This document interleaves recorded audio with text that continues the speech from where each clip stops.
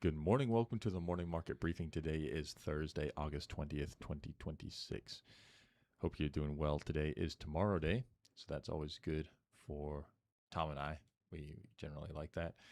We also have Walmart earnings today, John Deere earnings, but one of the things that we really want to get into is a discussion on Scott Bessent. Scott Bessent's involvement in both Iran, and he's doing some really interesting things at the Treasury, which we want to talk about as well. Just getting you the headlines on Walmart and John Deere, because those are big bellwethers in the economy. Walmart was a little bit worse than I had anticipated. The traffic decelerated from the first quarter, and Sam's Club was about where you thought it might be. On the margin side, I think this was probably another negative, is that all of the margin, that the headline showed a massive beat, but all of that was due to IEEPA tariff refunds. If you actually strip that out, they implied that operating margin was actually down because they're investing more into price, and they actually expect that to be more negative as we go into the back half of the year. So they're investing in price, and we're seeing that in the general merchandise sales. General merchandise went from mid-single digits to low single digits. The inflation in general merchandise went from 4.4%, and I had to make sure I double-check this. This is like-for-like inflation went from 4.4% to 1.7% in general merch. Below the Fed's target, by the way. Indeed. Notably. Grocery had a little bit of a tick up in inflation, but that was just to 1.3%. They're really getting hit on the health and wellness side of things, where they're also seeing massive deflation due to the maximum fair price implemented on January 1st. That hit them by 900 basis points, meaning that they actually comped negative on the health and wellness on the pharmacy side. But the big takeaway for me is that inflation's coming down at Walmart, and that they're still investing more into price. This is the same thing that we heard from Target yesterday. Target was able to drive a little bit more traffic, so they had a good result. But Walmart down about 5 or 6% pre-market. They've been executing exceptionally well. I don't disagree with this move to invest in price, because I think that that is their value proposition. But the market doesn't like that. Yeah, but I think that it helps them sustain where they're going, given that we're seeing the trade up. We're seeing a lot of people start to move. We talked about it yesterday, from TJ Maxx back to, higher end stores. Well, Walmart's probably the first one to get axed. And as a result, if they start cutting prices, that continues to keep them competitive. You have to maintain your leadership position. Yeah.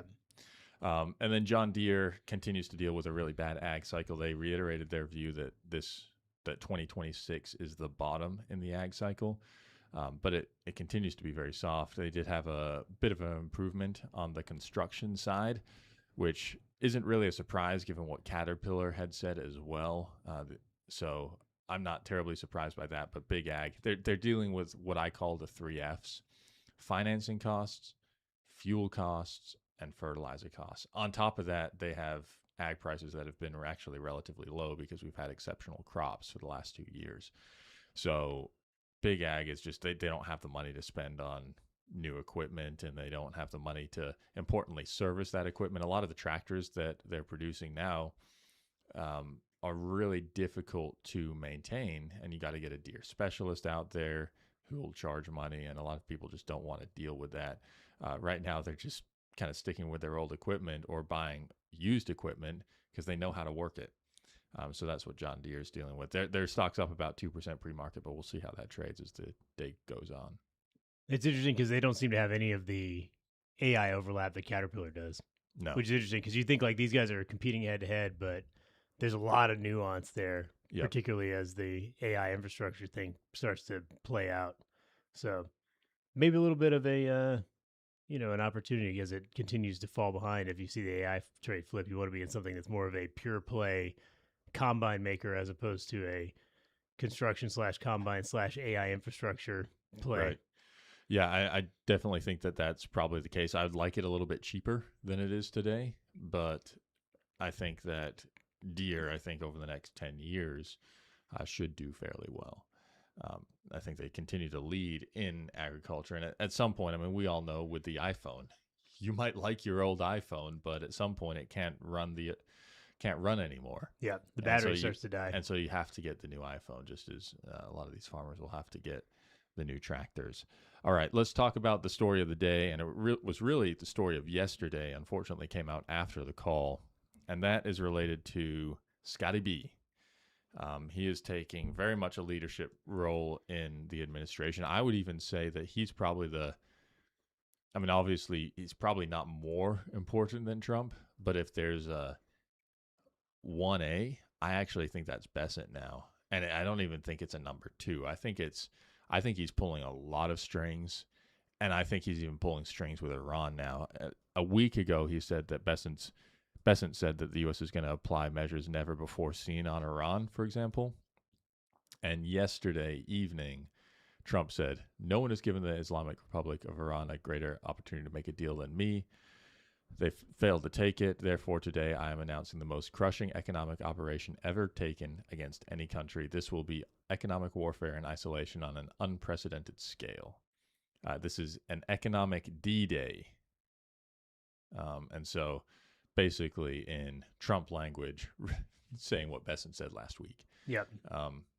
So that we have that news, and then they had this big announcement that I'll let you talk through here in a second, Tom, yesterday about really significantly increasing the amount of buybacks that they're going to be making of long bonds at the U.S. Treasury.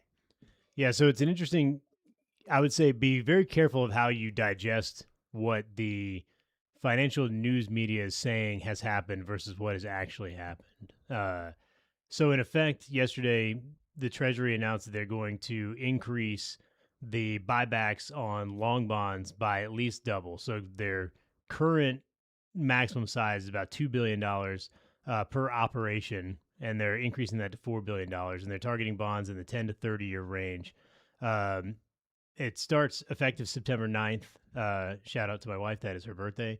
And it will, in fact, basically through the beginning of November. But the idea is they're basically doing a Treasury version of Operation Twist, which is that they're basically doing a cash-out refi of bonds that have been previously issued. So the great example of this, I believe it was CVS back in 2019 when the Fed raised rates. CVS prior to that had issued a very large short-term bond issue, and say they raised $15 billion.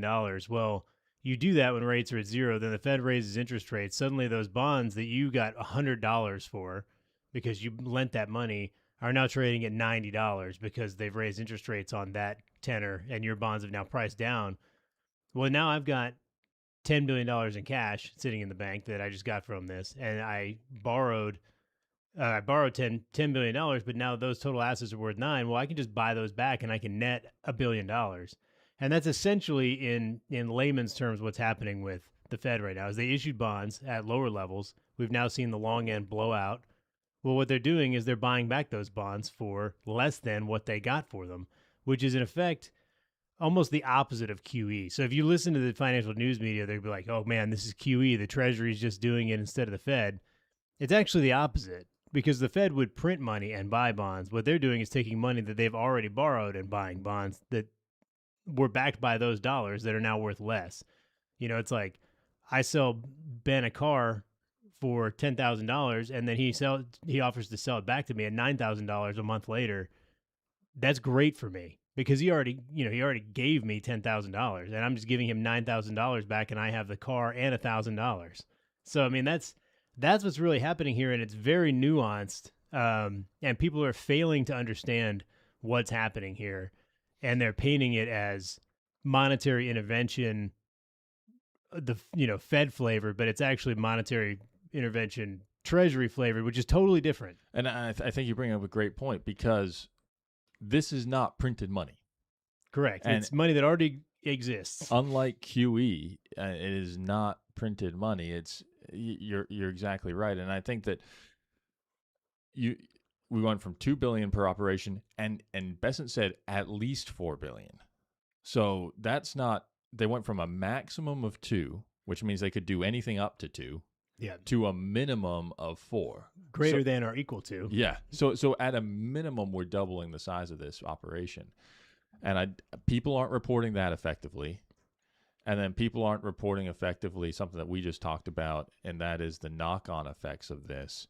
And basically, there's a whole host of intricate bond math ramifications. But the big takeaway that people need to understand is, as rates come down, fund managers who have a certain target, and they call it a duration target, and basically essentially an average maturity target for their portfolio, as rates come down, they're going to actually have to buy longer and longer bonds, which is essentially doing the Treasury's work for them.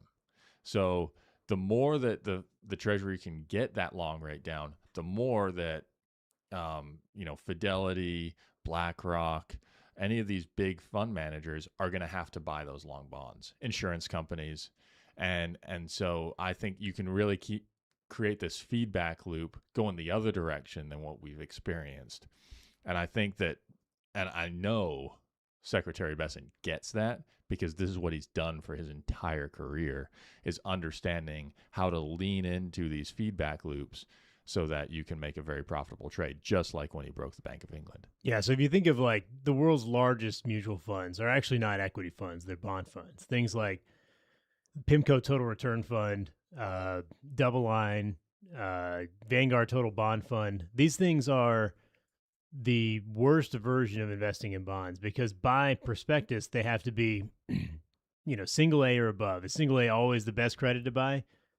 Probably not. In fact, I would say it's almost always the worst, because it's not too high, it's not too cold. They almost always have to have a duration between 6 and 7.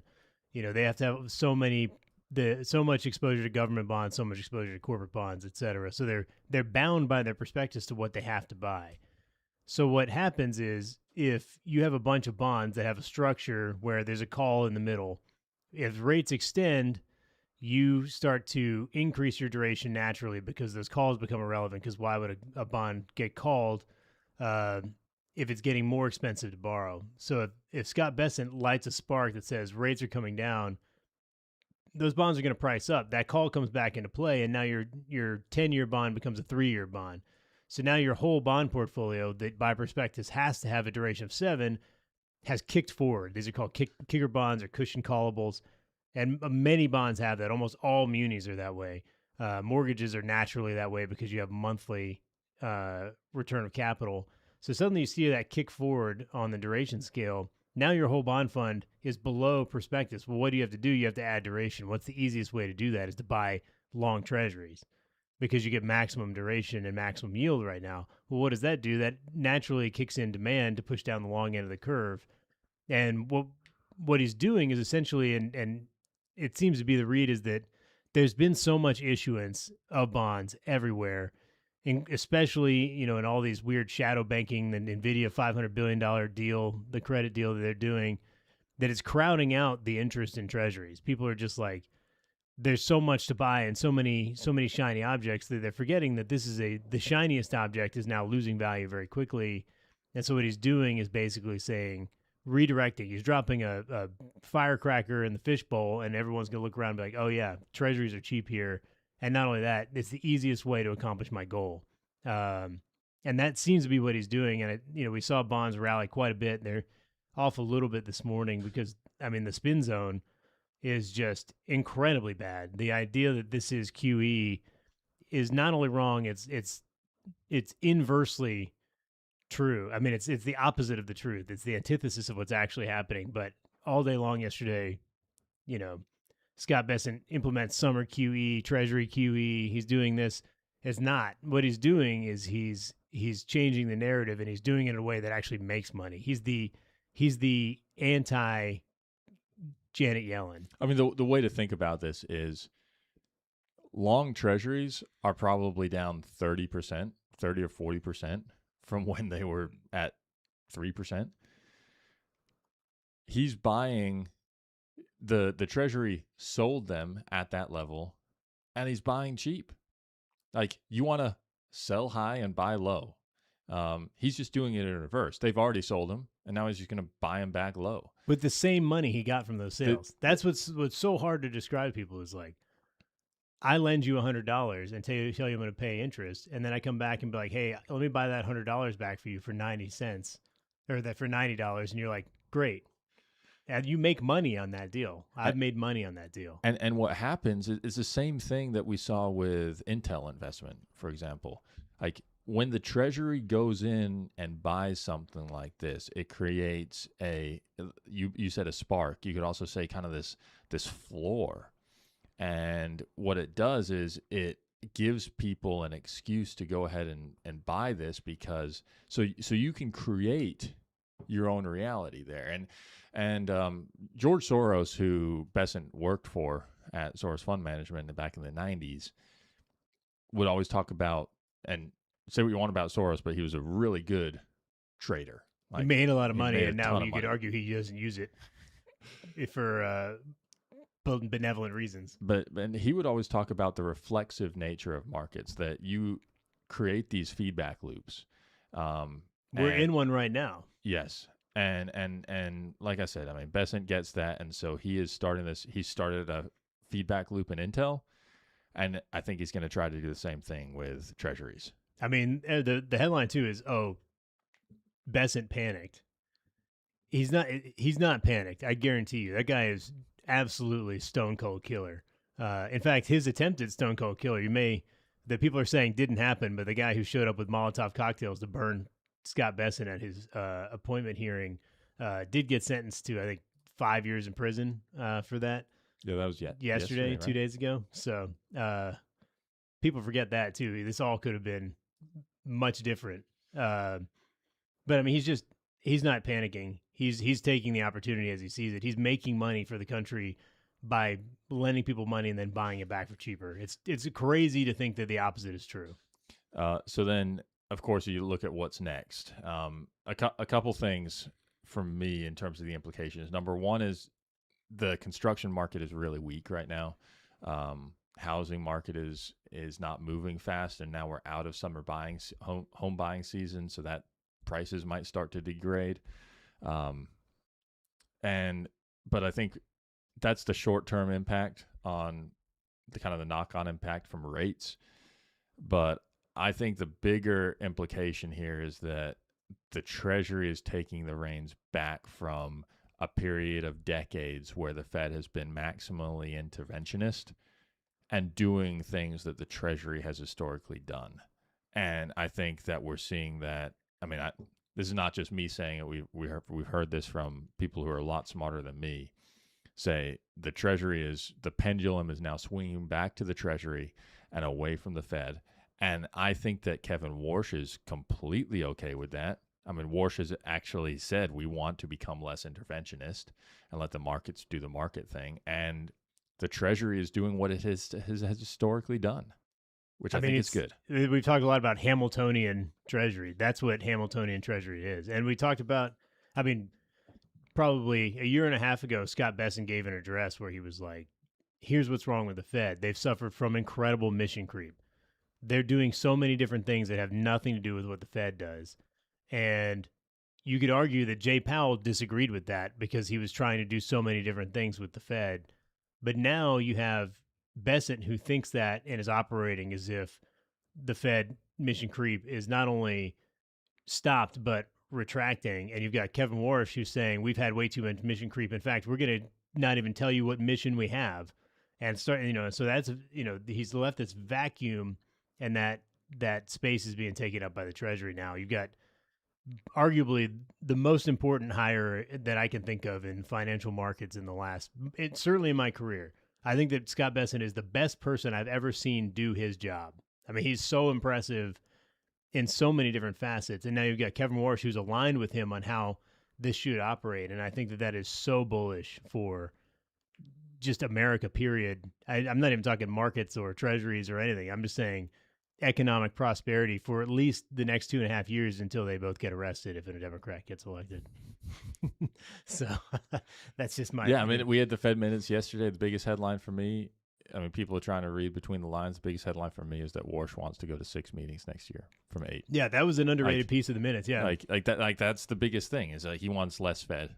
Yeah, less is more with this. Mm-hmm. I mean, a lot of times this is a analogous example, but something that I think fits is that yesterday, big major news that Tamiflu, which has been prescribed for as long as I can remember, if you get the flu, they're like, oh, if you get in there early, you got to get Tamiflu.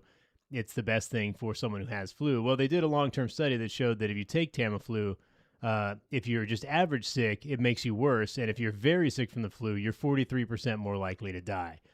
And I think that you can take a little bit of an allegorical leap there and be like, the more the Fed is doing anything and the more the Treasury is doing anything, the more likely you are to die. It's like less is more, like the body, in this case, the market, is self-healing. If you're not constantly making interventions, it will find a way to survive. I mean, that's, evolutionary theory, or even just how it works. When you apply pressure to the body, it becomes stronger. Why people do squats and bench press. The market is the same way, but if you start, doing a bunch of goofy, dumb stuff, you're not going to get any stronger. You're actually going to get weaker. And I think that, whether we're talking the Fed meeting every 5 minutes and the Fed people getting on TV and spouting off their horrible opinions every day on TV is better than 6 meetings a year where they say nothing. I think you're wrong, in the same way that apparently taking Tamiflu doesn't make you better if you have the flu. It actually makes you worse. So there you go. That's a very roundabout way of explaining anything, but welcome to the show.